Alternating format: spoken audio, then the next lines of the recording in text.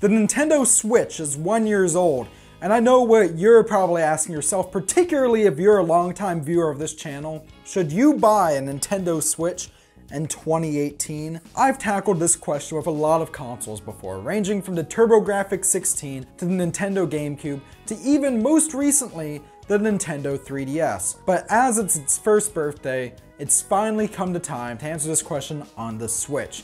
So from the hardware to the games to how it compares to its predecessor and what its future looks like, let's go over all of that on today's video.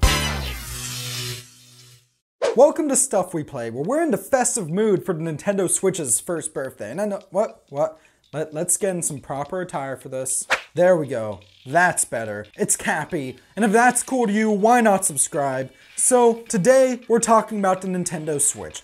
And as I'm sure your other favorite bearded people on the internet are doing. So let's go over it today with 3 categories: hardware, games, and how it compares to the 3DS / what its future looks like going forward.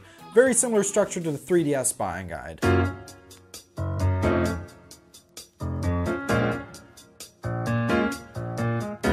The Nintendo Switch was released on March 3rd of 2017, after a really huge presentation in January of that year, and then being formally announced back in 2016. I'll be honest, the launch lineup for the system was very disappointing. You had 1-2 Switch, which should have been a pack-in, and had even less substance than Wii Sports did, and I still go back to Wii Sports on occasion. And it had Zelda, which was also on the Wii U. But what about the hardware itself? I found the hardware fascinating from day one, mainly because of its main gimmick. You can take the Switch anywhere. You can take the controllers off it. It's a handheld. It's a home console. It's a good way to switch things up. It even has this really flimsy feeling kickstand in the back, which, as flimsy as it is, it's actually really good at keeping it stable. Like, I've played this thing no problem with it being propped up on an airplane tray table. It's really well built, and while it's not as powerful as a PS4 or Xbox One, just being the fact that it is a handheld console that you can play at home and play games that are meant for home consoles, I'm all for that. Now, we'll be honest, I was a little turned off by the price at first. The Nintendo Switch released for $300 in the US, but $400 in Canada. For the first 6 months or so of this system's life, I really didn't see a point in buying one until I finally formally moved to British Columbia, and you can hear all that story in a video I did called Switching Perspectives, and I finally bought a Nintendo Switch for myself. The main reason for that was the upcoming release of Super Mario Odyssey, a game we'll talk about later. If you want pure power, perhaps go for a different console, or even if you want pure power, you won't get it out of a PS4 or Xbox One. Get a PC. But if you want something that can give you great home console experiences that you can take portably, the Switch may be for you.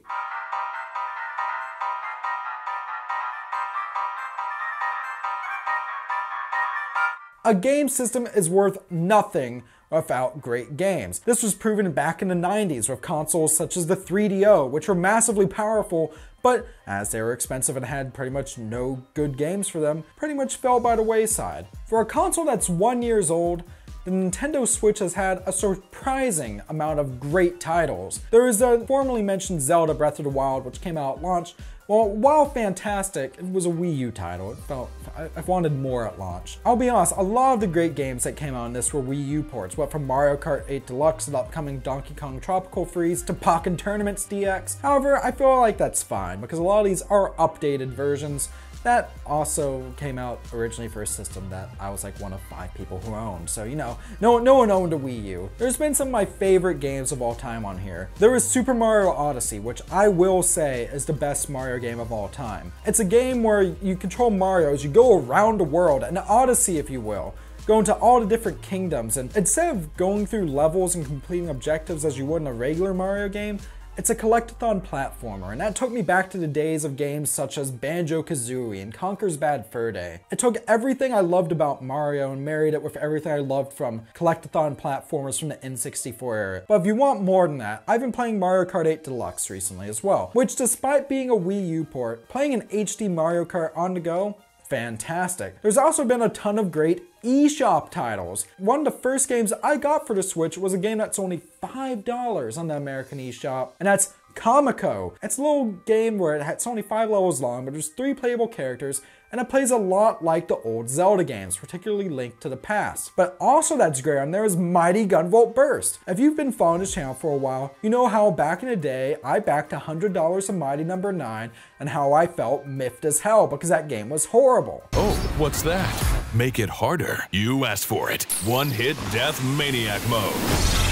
But that's just what we call it. You'll be calling it, why are you doing this to me? Mighty Gunvolt Burst takes characters from Mighty No. 9 and characters from the Azure Striker Gunvolt series and puts them into one of the best 8-bit style platformers I've ever played. And it's only 15 bucks. Imagine a Mega Man game where instead of getting new weapons after every boss you defeat, instead, you can customize your weapons from the get-go, and you just unlock more weapon customization options as you go along. It's so beautifully and well done, and being an Inti Creates title, well, I wouldn't expect anything less. I can't go through this list without talking about 2 of my favorite games of all time. Sonic Mania, which is a game that desperately needs a physical edition. It's everything I loved about classic Sonic and more. I've done multiple videos talking about it, along with Golf Story. I hate golf, but I love RPGs. Golf Story is a golf RPG, and it's one of the best games I've ever played, and I will plug that game to death. However, there have been some missteps. Of course, there's the likes of Troll 9, WWE 2K18, which are horrible and abysmal, but I've also noticed a problem on here called the bait and switch that I'll go over very quickly. I did an entire video on it, in which companies will put multiple games in a compilation and then lock them behind a download code. Here I've mainly noticed it with Resident Evil Revelations, where you got supposedly both games on one cartridge, but then you realize it's just the first game and you have to download the second one. Bayonetta, same thing. You got the second one on the cartridge, but had to download the first one, and that one was very baffling since both games got individual physical releases in Japan. And then probably most greedy and crappy of all, Capcom announced the Mega Man Legacy Collection Double Pack, which along with costing more than both collections digitally combined, only comes with the first game on the cart. You have to download the second one. I will bitch about this to the end of time, but that's besides the point. The Switch has had so many great new titles, and yes, I feel like especially in the indie scene, that's flourishing here. And there's so many games that I feel like you wouldn't have been able to see on other platforms that are getting a home on the Switch, such as Golf Story, such as Comico. And with that, I think the games are fantastic here. But how does the Switch compare to the 3DS, and what does its future hold? In the video we did on the Nintendo 3DS and that system's buying guide, I mentioned that the 3DS, if you're on a budget, is better than the Switch. And that still holds up here. A Nintendo 2DS new will only run you about $90 American.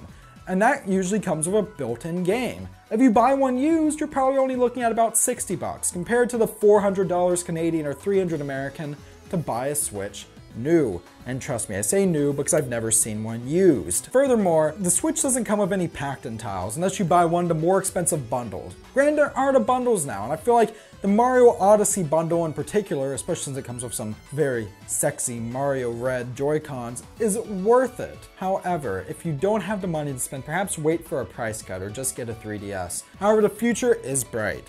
The Nintendo 3DS is on its way out. As far as I can tell, there's only about 3 or so new major releases coming out. While the 3DS might not have much of a future past 2019, the Switch is going to be Nintendo's focus for years to come, probably for the next decade or so.